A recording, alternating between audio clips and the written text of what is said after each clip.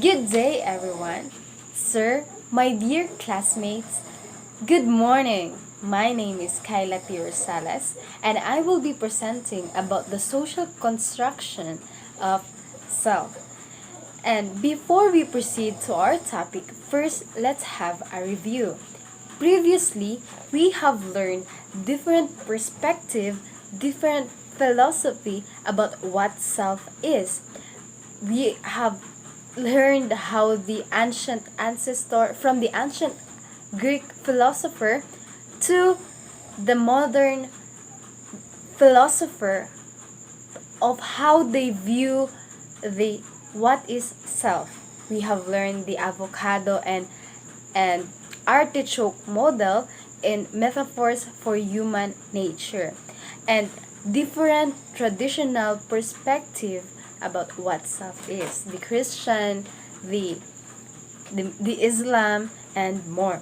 And also, lastly, we discovered that it is important for us to learn more about ourselves, especially our strengths and weaknesses, for us to be able to do an action or work for us to develop our self, which is essential for us as a human being. And now we will proceed to our topic, and first let's read our objectives. So at the end of this topic, we will learn the following. First, what is self and sociological perspective? How social group affects self and its totality. Theory about social self, perspective, and stages of developing the self. And first is, I have the question, what is sociology? When we say sociology, what first comes to our mind? Hmm. Yes, you're right. Sociology, ibig sabihin, pag sinabi natin sociology, isa itong pag-aaral. Yes, you're right. It is a pag-aaral. Pag-aaral ito tungkol sa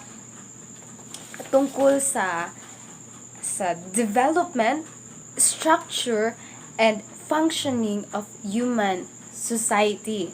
Sociology, pag-aaral tungkol sa development, functions sa human society. And it is derived from the word socius, means companion, and the suffix ology means the study of. Next is, what is social? When we say social, comes to our mind is mo na siya ang pakikipaghalubilo. Yes, you're right. Mo na siya ang pakikipaghalubilo.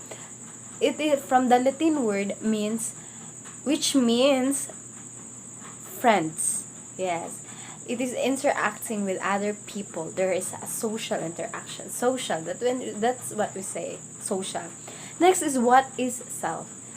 This is what we are going to learn more. We have the ideas of what self is, right? And now we will look at the perspective of sociology, logical perspective of what self is. So, I have the question here, and you're gonna answer me. Who among here belongs to first? Family. Me. Next, friends. Me, or Dapper Cats. Me. Next is classmates or peers. Me. Yes, we have classmates, right? Like, for example, these virtual classmates, we are far from each other, but we are still connected through virtual. And next is groups organization. Me. Yes, I believe every one of us belongs to any of these groups or any of these I've mentioned or we see in the PPT. We belong into these groups. So, did we know that these groups are have influence of who we are today? Sabi nga nila, who your friend is, and I tell you who you are. So, ibig sabihin, nade-define tayo sa ating mga kaibigan. Kasi kung ano yung kaibigan natin, yun din tayo. Kung ang kaibigan natin is Kung ang kaibigan natin is adventurer, so ibig sabihin tayo adventurer din. It could be if our friends are good influence, we ourselves is also a good influence. But if our friends are bad influence, then we are also a bad influence. And paano ko nga ba nasabi? Kasi according kasi sa sociological perspective, next slide is, it is based on the assumption that human behavior is influenced by social group life. The self is socially constructed in the sense that it is shaped through interaction with other people. Sabi nga ni George Med na self is the product of social interaction with other people. So, ibig sabihin, ang kabuuan natin as a self, or yung parte sa ating self, as a self, was developed or was being completed with a social interaction, or being not completed but being who we are today is being influenced by other people. So meron akong video na ipi-play. I conducted simple interview, just 2 questions, and here's are their response.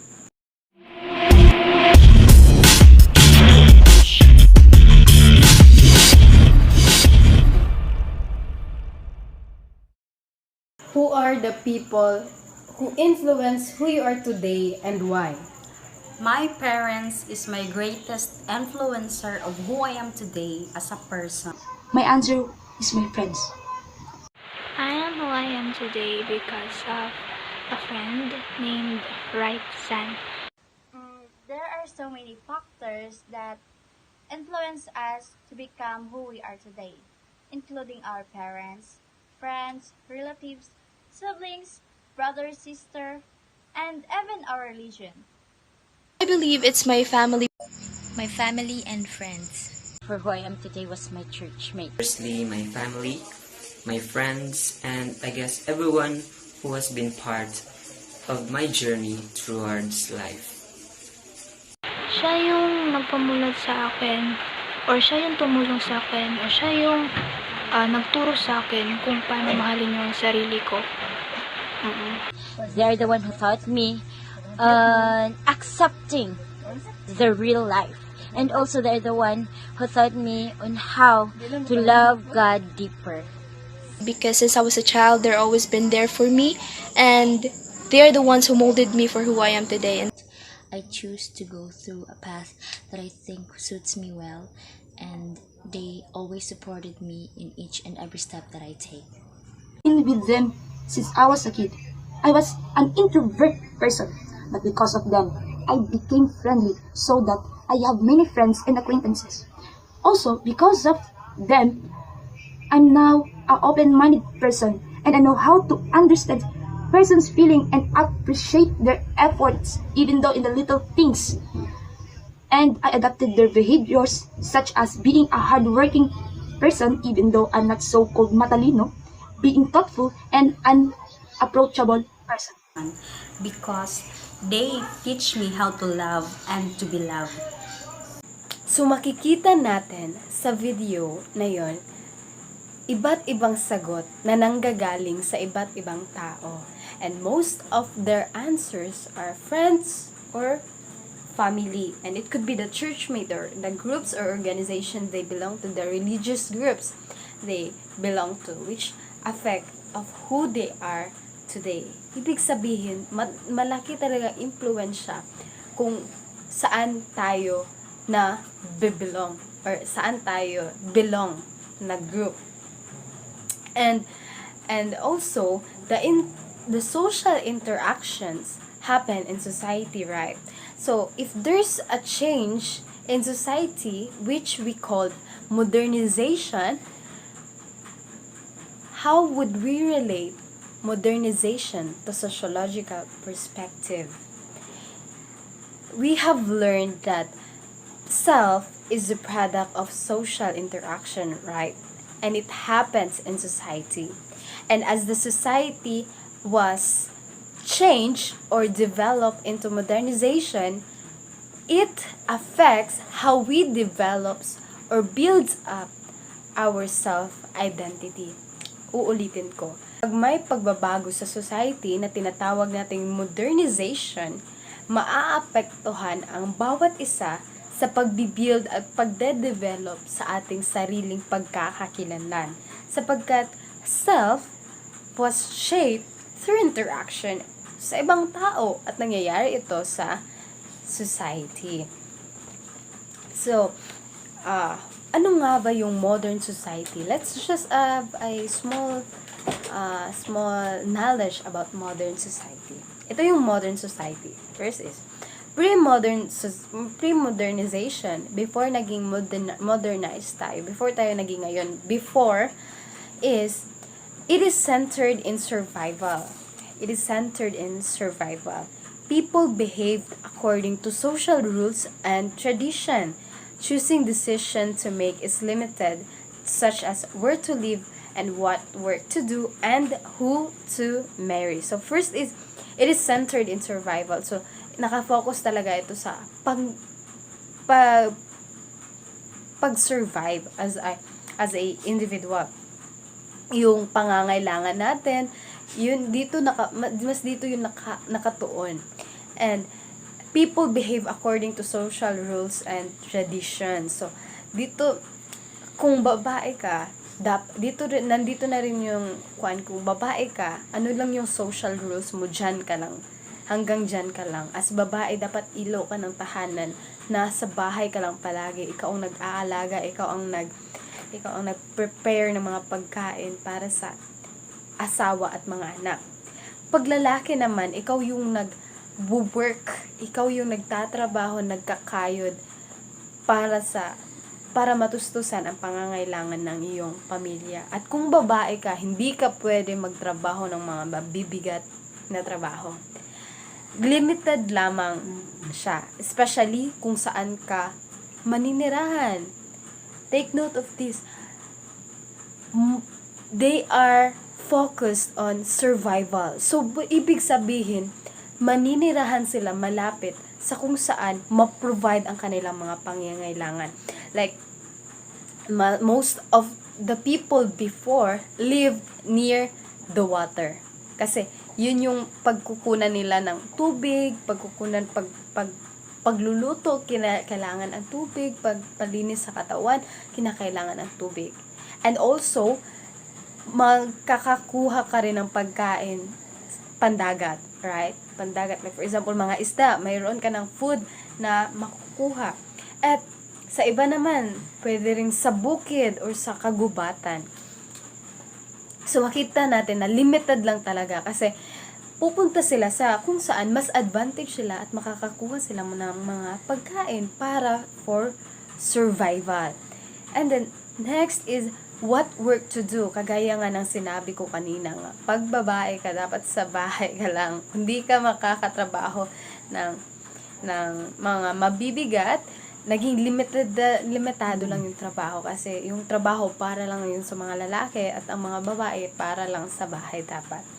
And next is who to marry. So, makikita natin dito sa drama, 'di ba? Makita natin sa mga drama, sa mga drama, movies, sa TV na pag mayaman ka, dapat yung aasawahin mo is mayaman rin. Hindi ka pwede mag-asawa ng mahirap kasi titigil, anong ibig sabihin nito? Tututol talaga.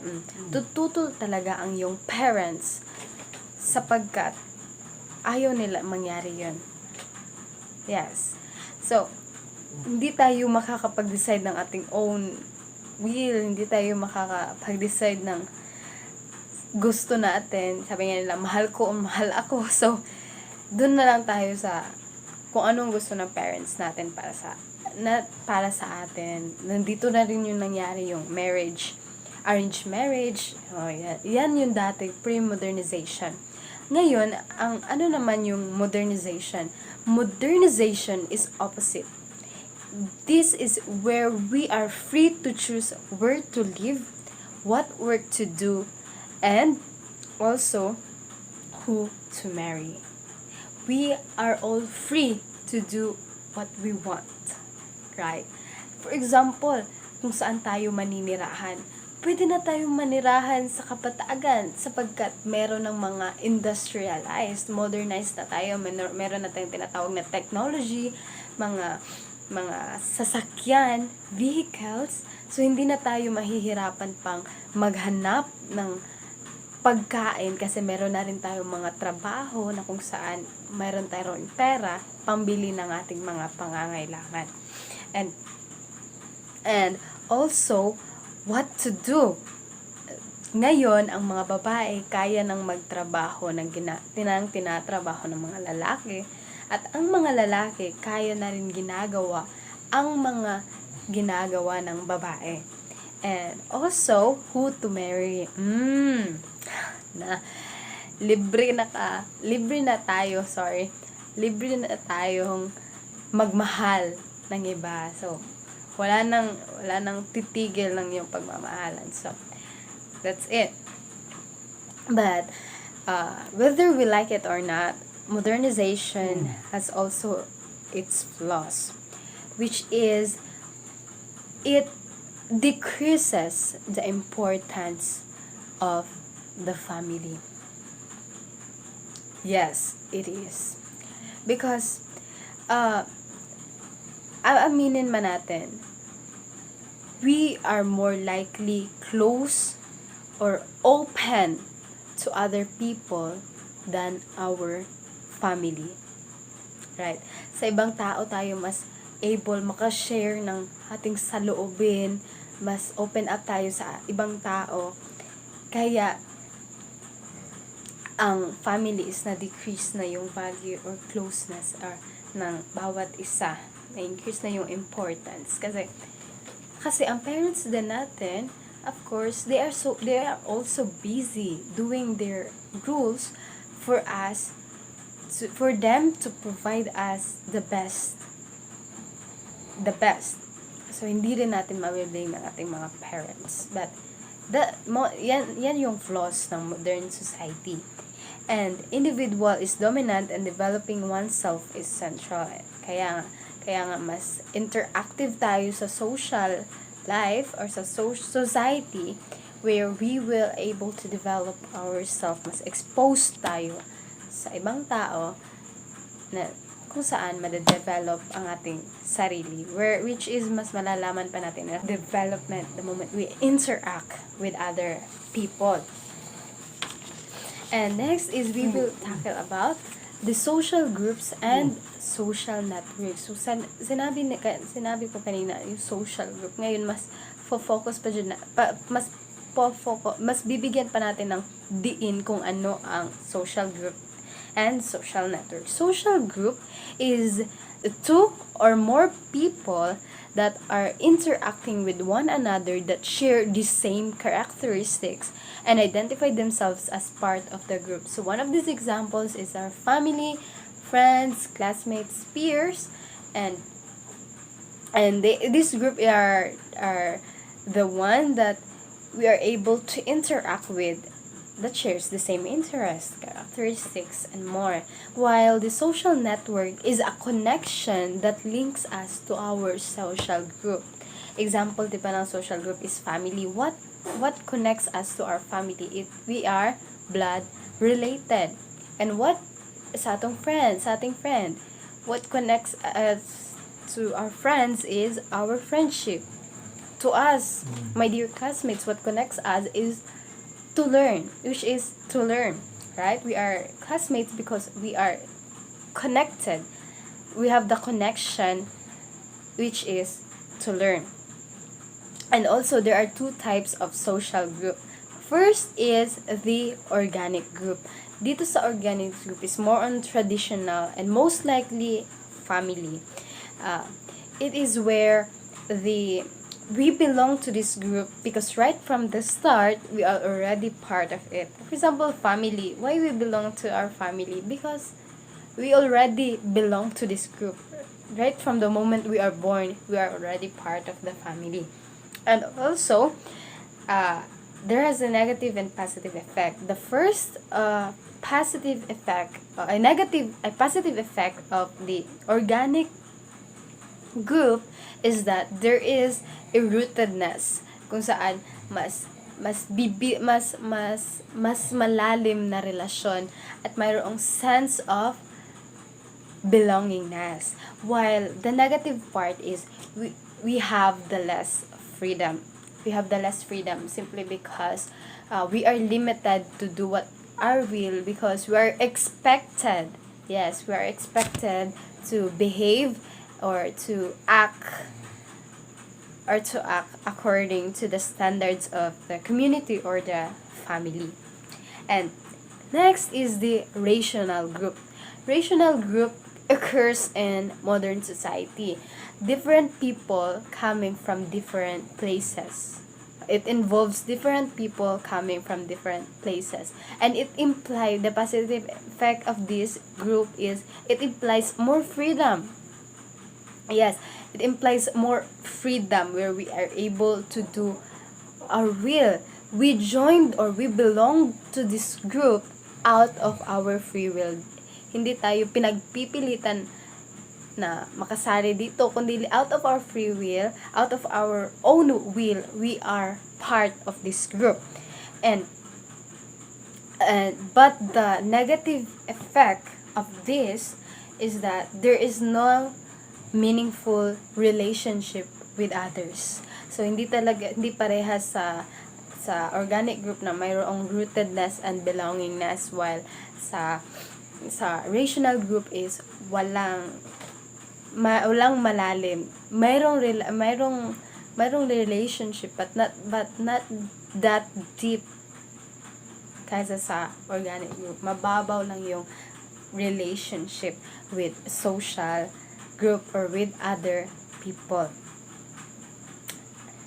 And now we will be talking about the theory of social self by George Herbert Mead. So this theory is founded with the idea that self as a product of social interaction. So George Herbert Mead was a sociologist from 80s.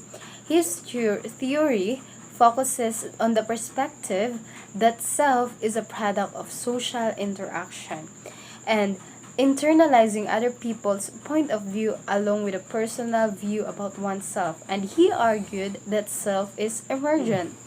Mead believed that self is not present at birth, rather it develops over time through social experiences and activities. So, according to Mead, his theory focuses that self is a product of social interaction sa ibang tao at yung pag-i-internalize ng mga point of view ng ibang tao along with our own point of view.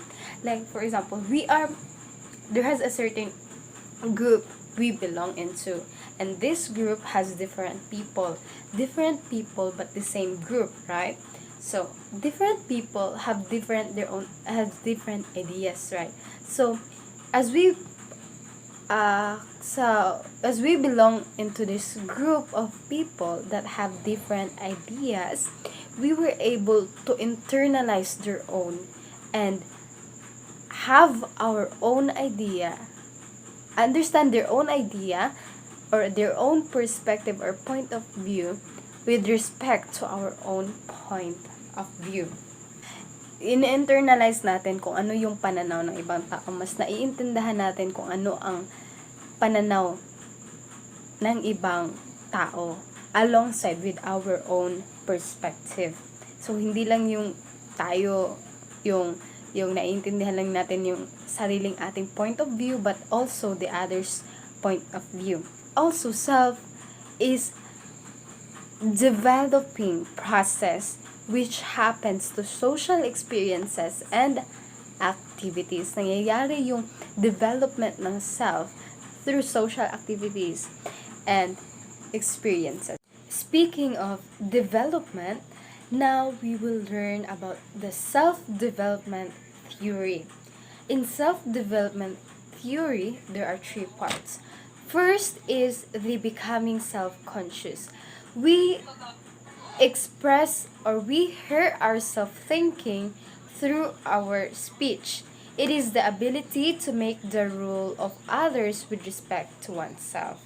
We express ourselves through words at the same time comprehending what other people are conveying.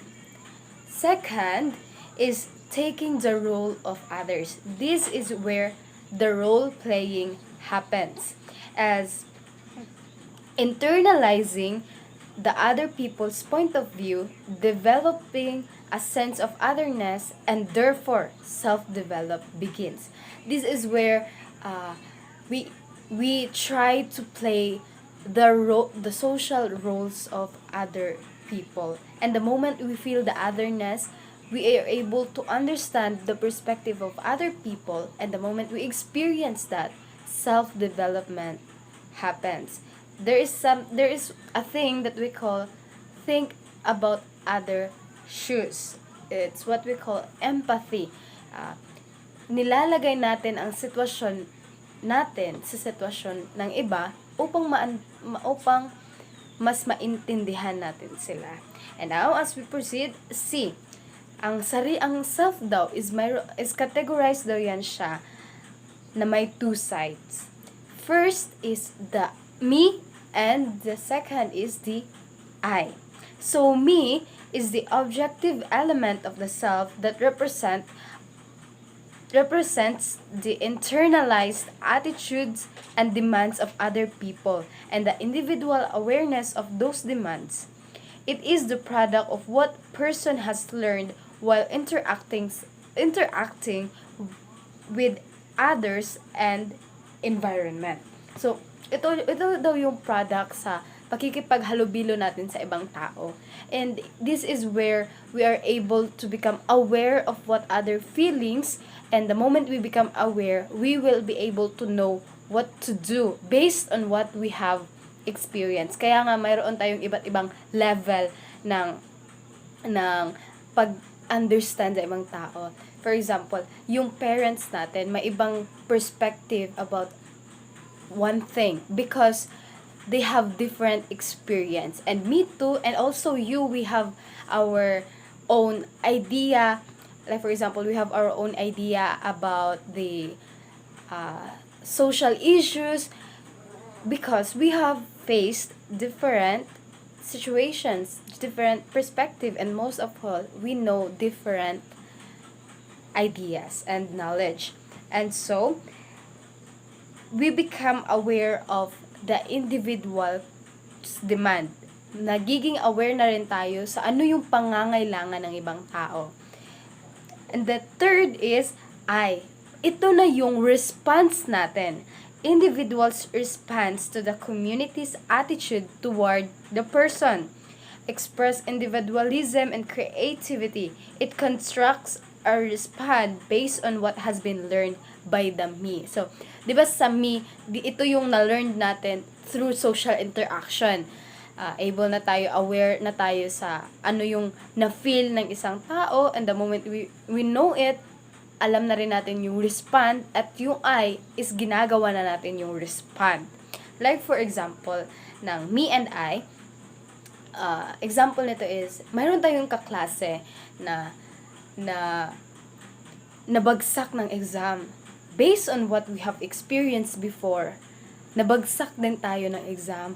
So, we are able to share with his or her burden na hindi siya nakapasar sa exam. So, tapos tayo nakapasar. So, as a respect, we would not be able to enjoy celebration with a great joy and great proud knowing that our friend, our beloved friend, didn't pass. Tama ba? Hindi naman tayo magse-celebrate talaga kasi alam natin yung friend natin is hindi siya na pass. Yes, we will celebrate but not in front of her or him because it would may hurt her feelings or his feelings, right? So the I is the response of what we have learned by me. And that is the self-development theory. And now, developing the self, there has three different stages of development. So, dito mas maiintindihan pa talaga natin yung self-development. There's three. First is the imitation stage. From the word imitation, ibig sabihin paggaya. The period from birth to about age, yung paggaling sa pag-anak hanggang sa pag-edad 2 years old. And it is the stage where merely copy the behaviors of those around them. So, dito yung stage na kung saan kinakopy ng isang bata, 2 years old, yung bata, kung ano yung nangyayari sa kanyang paligid. Example nito is, for example, in our neighborhood, there is a children who's already speaking bad words. Wala naman sigurong parents na tuturuan yung anak nila na mag-bad words. Hindi sila tinuruan na mag-bad words, but they are able to do it because they imitate of what people around them are doing. Maybe yung may friends sila na nagsasalita rin ng mga bad words, or maybe even their own parents or guardians or brothers and sisters speaks bad words. That's why they are able to do it. No one teach them, but they just imitate it. Ginagaya lang talaga nila. And siya. Next is play stage. Occurs around age 2 to 4 years, during which children play roles and begin to take on the characteristics of important people in the world. Isa sa mga halimbawa ko dito is yung bata pa tayo, yung nagbabahay-bahayan tayo, 'di ba? Makita natin merong mama, merong papa, may mga anak, naglalaro tayo at nagpe-play tayo as mother, and we act as mother, and that is, we already know how mother should act, like pagbibigay ng baon, pagluluto, yan. At how the anak would act to their parents, like hihingi sila ng allowance, yan, na-experience natin yan. And it is from ages 2 to 4 years. And also, the next stage is, this stage begins at 4 years and never truly ends. The moment we step into the stage, the game stage, hindi yan siya hihinto, kundi continually developing pa rin siya. Like, for example, here, right now, we are in the age of 18, 19, we are still in a game stage kung saan nagde-develop pa talaga tayo. At ito yung stage na unti-unti nating naiintindihan na ang ibang tao ay may expectation and demand placed on them, called the generalized other. Dito natin maiintindihan na ang bawat isa may social rules at they are expected responsibility, there is a sense of responsibility na nakaagabay sa kanila. So that's the 3 stages of the development. And that our topic ends, and that's our topic ends all about. In overview, in sociological perspective, self is the product of social interactions that happens in the society. And as society changes due to what we call modernization, it affects how individual builds or develop the self-identity. The theory of social self, we learn that self is a product of social interaction and internalizing point of view along with personal view about oneself. And it is believed that self is a developing process of social experiences and activities. Self-development theories involves becoming self-conscious, taking the role of other, and the two sides of self, which is me and I. And also, there are three stages of development, includes imitating, playing stage, and game stage. In conclusion, the bottom line is it's all about us. It depends on us on how we adapt on our surroundings.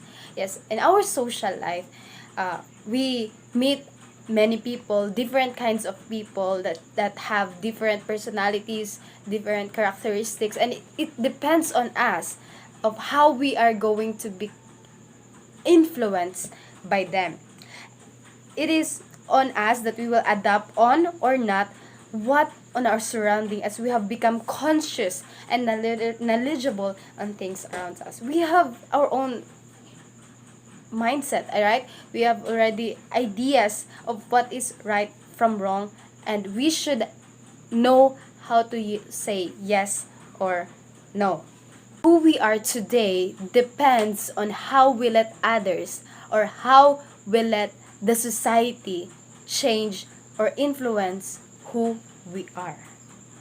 And this ends my topic all about the social construction of the self. So I hope every one of you learned more things about this lesson, and thank you for watching, and God bless.